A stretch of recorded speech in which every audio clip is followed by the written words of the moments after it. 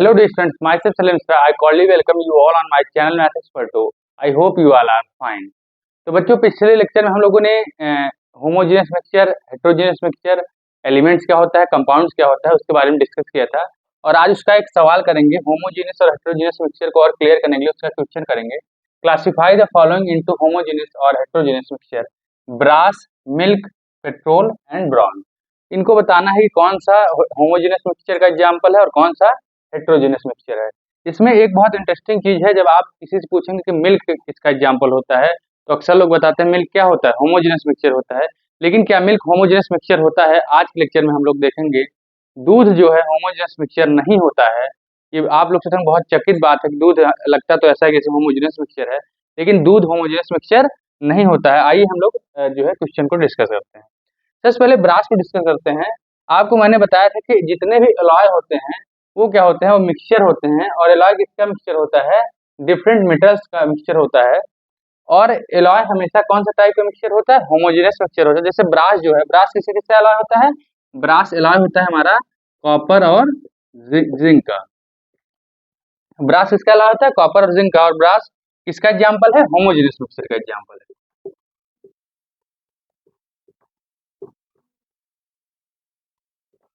तो ब्रास क्या है? होमोजेनियस मिक्सचर है। अब मिल्क क्या होता है? दूध।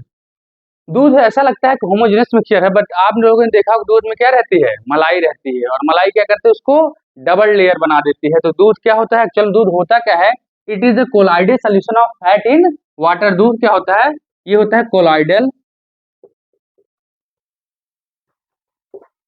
Solution of fats in water.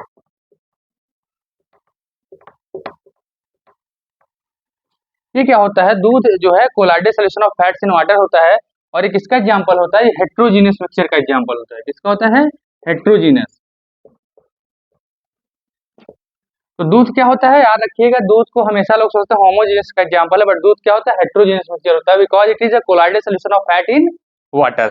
अब पेट्रोल क्या होता है? आपको पता है कि जो पेट्रोल होता है वो मिक्सचर ऑफ हाइड्रोकार्बन्स होता है। और पेट्रोल भी किसका एग्जांपल होता है? होमोजेनियस मिक्सचर का। ये क्या होता है? ये मिक्सचर ऑफ हाइड्रोकार्बन्स होता है।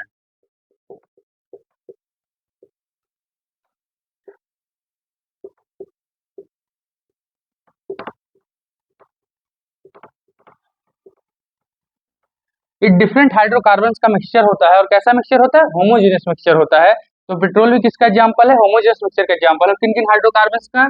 ब्यूटेन का, हेक्सेन का और हेप्टेन का। तो आप लोगों ने क्लास जो है 10 में पढ़ा था कि जो जितने भी जो हाइड्रोकार्बन होते हैं वो कितने टाइप्स के होते हैं? बेसिकली 2 टाइप्स के होते हैं, सैचुरेटेड और अनसैचुरेटेड में। ये किस कैटेगरी में आता था? आप सभी को पता है कि ये एल्केन्स के ग्रुप में आता है। और ये क्या होता है? पेट्रोल होमोजेनियस मिक्सचर होता है हाइड्रोकार्बन्स का। और कौन कौन सा हाइड्रोकार्बन्स का? ब्यूटेन का, हेक्सेन का, हेप्टेन का और उसके अलावा जो है ऑक्टेन का। अब उसके बाद एक सवाल ये भी है कि ब्रॉन्ज क्या होता है? देखिए ब्रॉन्ज भी क्या होता है? एक एलॉय होता है। बट ब्रॉन्ज किसका किसका एलॉय होता है? कॉपर और टिन का एलॉय होता है। और जितने भी एलॉय होते हैं मैंने आपको बताया सब क्या किसके एग्जाम्पल होते हैं? सब के सब होमोजेनियस मिक्सचर के एग्जाम्पल होते हैं। तो ब्रॉन्ज भी क्या होगा? होमोजेनियस मिक्सचर होगा, because it is alloy of copper and tin. तो इस क्वेश्चन के माध्यम से आप लोगों ने आसानी से देखा होगा कि कैसे हम लोग होमोजेनियस और हेटेरोजेनियस मिक्सचर को आसानी से पता कर सकते हैं। इसमें एक चीज हमेशा ध्यान दीजिएगा कि मिल्क का जो एग्जाम्पल है वो बहुत इंपॉर्टेंट है कि मिल्क कैसा मिक्सचर है? ये हेटेरोजेनियस मिक्सचर है, because it is a colloidal solution of fat in water. बाकी ब्रास हुआ, ब्रॉन्ज हुआ, दोनों एलॉय हैं। जितने भी एलॉय होते हैं वो कैसा होते हैं? होमोजेनियस नेचर में होते हैं। और पेट्रोल भी आपको पता है कि होमोजेनियस मिक्सचर होता है।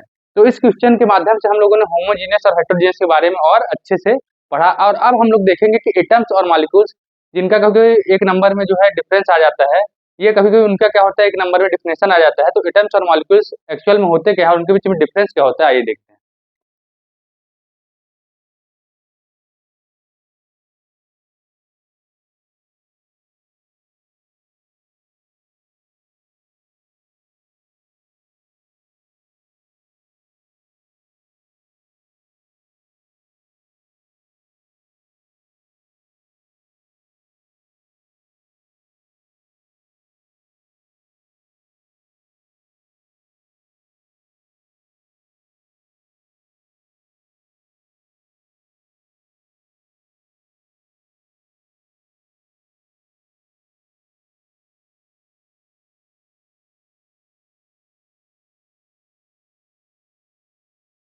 तो आइए देखते हैं एटम्स और मॉलिक्यूल्स के बीच में क्या डिफरेंस होता है।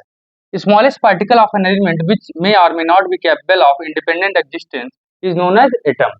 अब देखिए एटम क्या होता है कि एटम्स क्या होता है, किसी भी एलिमेंट का वो स्मॉलेस्ट पार्ट होता है जो इंडिपेंडेंटली एग्जिस्ट कर भी सकता है, नहीं भी कर सकता है।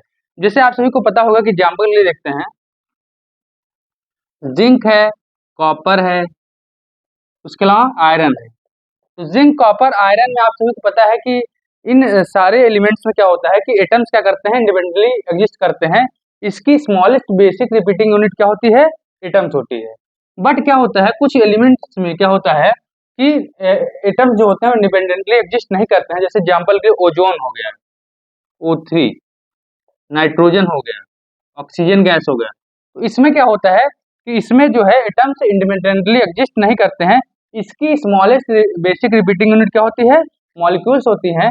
तो एटम्स क्या होते हैं, वो इंडिपेंडेंटली एग्जिस्ट कर भी सकते हैं और नहीं भी कर सकते हैं। तो कुछ एलिमेंट्स में क्या होता है, atoms smallest basic repeating unit के रूप में होते हैं, बट कुछ में क्या होता है कि स्मॉलेस्ट इंडिपेंडेंट यूनिट के रूप में एटम्स नहीं होते हैं। तो एटम्स की प्रॉपर्टी क्या है कि एग्जिस्ट कर भी सकते हैं इंडिपेंडेंटली और नहीं भी एग्जिस्ट कर सकते हैं। जैसे यहाँ पे एग्जाम्पल है जिंक, कॉपर, आयरन, इन सब में क्या होता है, एटम्स सबसे बेसिक रिपीटिंग यूनिट इन सारे एलिमेंट्स क्या होती है, एटम्स होती है। बट ओजोन में, नाइट्रोजन गैस, ऑक्सीजन गैस में स्मॉलेस्ट रिपीटिंग यूनिट क्या होती है, मॉलिक्यूल्स होती है। इन केस में क्या होता है, ओजोन केस में, नाइट्रोजन केस में, ऑक्सीजन के केस में क्या होता है कि एटम्स इंडिपेंडेंटली एग्जिस्ट नहीं कर पाते हैं। उसमें एटम्स क्या होते हैं, मॉलिक्यूल्स फॉर्म में जो है कंबाइंड हो जाते हैं और तब वहां पे उनका एग्जिस्टेंस होता है। मॉलिक्यूल क्या होता है, smallest particle of an element or compound which is always capable of independent existence. किसी भी एलिमेंट का या कंपाउंड का स्मॉलेस्ट पार्टिकल जो कि जो है हमेशा इंडिपेंडेंट एग्जिस्टेंस रहती है, जिसकी उसे क्या कहते हैं, मॉलिक्यूल कहते हैं। जैसे एग्जांपल के देखते हैं, अब यहाँ पे देखेंगे दो टाइप के जो है मॉलिक्यूल होते हैं, एक होमो एटॉमिक मॉलिक्यूल होता है और हेटेरो एटॉमिक मॉलिक्यूल होता है। जैसे हो गया ऑक्सीजन, नाइट्रोजन, सल्फर, एसिड, ये सब क्या होता है, ये होमो एटॉमिक होते हैं।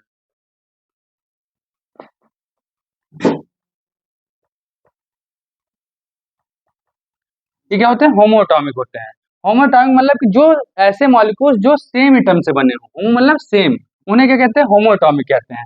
और हेटेरोटॉमिक क्या होता है, कार्बन डाइऑक्साइड, वाटर, H2O, उसके अलावा सल्फर डाइऑक्साइड, ये किसके एग्जाम्पल होते हैं, ये हेटेरोटॉमिक के होते हैं। तो ऐसे मॉलिक्यूल्स जो डिफरेंट टाइप ऑफ एटम से बनते हैं उन्हें हेटेरोटॉमिक कहते हैं। हेटेरो मतलब डिफरेंट। तो मॉलिक्यूल क्या होता है कि ये हमेशा इंडिपेंडेंटली एग्जिस्ट करता है और ये एलिमेंट या कंपाउंड का सबसे स्मॉलेस्ट पार्टिकल होता है जो कि हमेशा क्या होता है, इसका इंडिपेंडेंट एग्जिस्टेंस होता है। तो ये डिफरेंस होता है, एटम जो है इंडिपेंडेंट एग्जिस्ट कर भी सकता है, नहीं भी कर सकता, बट मॉलिक्यूल हमेशा क्या होता है, इंडिपेंडेंट एग्जिस्ट करता है। तो ये दोनों का कभी कभी क्या होता है, डिफरेंस भी आ जाता है और कभी कभी एक नंबर में डिफिनेशन भी आ जाती है। और एग्जाम्पल्स आप सभी लिख सकते हैं, जैसे यहाँ पे वो oxygen gas, nitrogen gas, sulphur gas, ठीक। उसके अलावा क्या होता है, ओजोन गैस, ये सब क्या होते हैं, होमो एटॉमिक मॉलिक्यूल्स होते हैं। कार्बन डाइऑक्साइड, जैसे यहाँ पे देखेंगे कार्बन और ऑक्सीजन दो डिफरेंट टाइप के एटम से बना है, तो इसलिए क्या बोलेंगे, हेटेरोटॉमिक कहेंगे। लेकिन यहाँ पे देखिए ऑक्सीजन का एक मॉलिक्यूल सेम एटम से बना हुआ है, ऑक्सीजन के एटम से, तो इसलिए इसको क्या कहेंगे, होमो एटॉमिक कहेंगे। और ये हमेशा क्या करेंगे, मॉलिक्यूल जो होंगे वो हमेशा इंडिपेंडेंटली एग्जिस्ट करेंगे।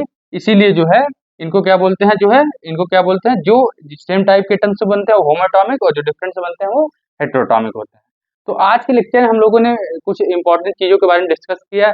जैसे मिल्क क्या होता है, मिल्क होमोजेनस होता है कि हेटेरोजेनस होता है।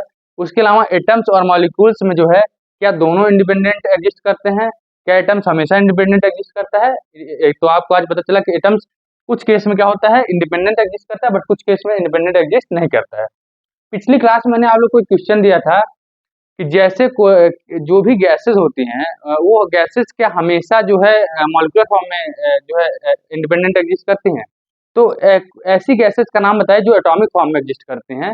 तो ऐसी गैसेस कौन से होते हैं, उनका नाम क्या होता है, इनर्ट गैस होता है। तो एक पता होगा इनर्ट गैस। इनर्ट गैस या नोबल गैस बोलते हैं। इनर्ट गैस और नोबल गैस ऐसी गैसेस होती हैं जो कि हमेशा एटॉमिक फॉर्म में एग्जिस्ट करती हैं और एटॉमिक वो किसी से भी रिएक्ट नहीं करती हैं। जैसे एग्जांपल के लिए आपका हीलियम, नियॉन, ये सब किसके एग्जांपल है, इसका एटॉमिक नंबर 2 होता है, इसका एटॉमिक नंबर 10 होता है। तो ये सारे ऐसी गैसेस हैं जिन्हें इनर्ट गैस कहा जाता है। इनर्ट मतलब जो रिएक्ट किसी से नहीं करते हैं और इन्हें नोबल गैस भी कहा जाता है। और इनका जो है ये हमेशा एटॉमिक फॉर्म में पाए जाते हैं, कभी मॉलिक्यूलर फॉर्म में नहीं पाए जाते हैं। जैसे आप देखे होंगे कि hydrogen gas H2, oxygen gas O2, nitrogen gas N2, हमेशा इनको मॉलिक्यूलर फॉर्म में लिखा जाता है। बट इनर्ट गैस को कभी भी आप मॉलिक्यूलर फॉर्म में लिखते नहीं देखेंगे, क्योंकि इनर्ट गैस हमेशा क्या होता है, स्टेबल कॉन्फ़िगरेशन होता है। स्टेबल कॉन्फ़िगरेशन का मतलब क्या होता है कि अगर आपका पहला सेल आउटर मोस्ट सेल है तो उसमें 2 इलेक्ट्रॉन हो, और अगर पहले सेल के अलावा कोई सेल आपका आउटर मोस्ट सेल है तो उसमें हमेशा 8 इलेक्ट्रॉन्स हो, तो उनका जो है ऑक्टेट क्या माना जाता है, कंप्लीट माना जाता है, और वो स्टेबल कॉन्फ़िगरेशन को जो है अटेन करते हैं। जैसे हीलियम का कॉन्फ़िगरेशन किया जाए क्या होगा, 2 होगा, बट नियॉन का क्या होता है 2,8। तो देखेंगे नियॉन के आउटर मोस्ट सेल कितने इलेक्ट्रॉन है, 8 इलेक्ट्रॉन है। और हमेशा पता है कि अगर आउटर मोस्ट सेल में 8 इलेक्ट्रॉन्स हो तो उसका क्या हो माना जाता है, स्टेबल कॉन्फ़िगरेशन माना जाता है। इसीलिए नियॉन, हीलियम, आर्गन ये सब क्या होते हैं, ये रिएक्ट नहीं करते हैं और इन्हें इनर्ट गैस बोला जाता है। ये हमेशा एटॉमिक फॉर्म में पाए जाते हैं। बाकी आपकी जितनी भी गैसेस होती हैं, इनर्ट गैस के ग्रुप को छोड़कर सारी गैसेस मोस्टली किसमें पाए जाते हैं, मोस्टली किसमें पाए जाते हैं, आपको मॉलिक्यूलर फॉर्म में पाए जाते हैं। अब ये क्यों स्टेबल, आपको बताया क्यों नहीं रिएक्ट करते हैं, क्योंकि इनका स्टेबल कॉन्फ़िगरेशन होता है। इनका कॉन्फ़िगरेशन कैसा होता है, स्टेबल होता है।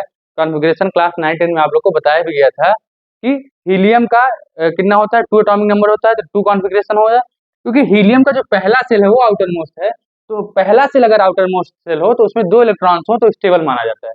बाकी अगर कोई भी सेल आपका आउटर मोस्ट सेल हो तो उसमें 8 इलेक्ट्रॉन्स रहना चाहिए, उसका ऑक्टेट क्या होना चाहिए, कंप्लीट रहना चाहिए। जैसे नियॉन का 2,8 होता है, ऑर्गन का एटॉमिक नंबर 18 होता है, ऑर्गन AR जिससे रिप्रेजेंट करते हैं, और ऑर्गन का कॉन्फ़िगरेशन क्या होता है 2,8,8, उसके भी आउटर मोस्ट सेल में 8 इलेक्ट्रॉन होता है। तो जितनी भी नट गैस होती हैं वो रिएक्ट नहीं करती हैं और वो हमेशा एटॉमिक फॉर्म में एग्जिस्ट करती हैं। आप सभी का बहुत बहुत धन्यवाद।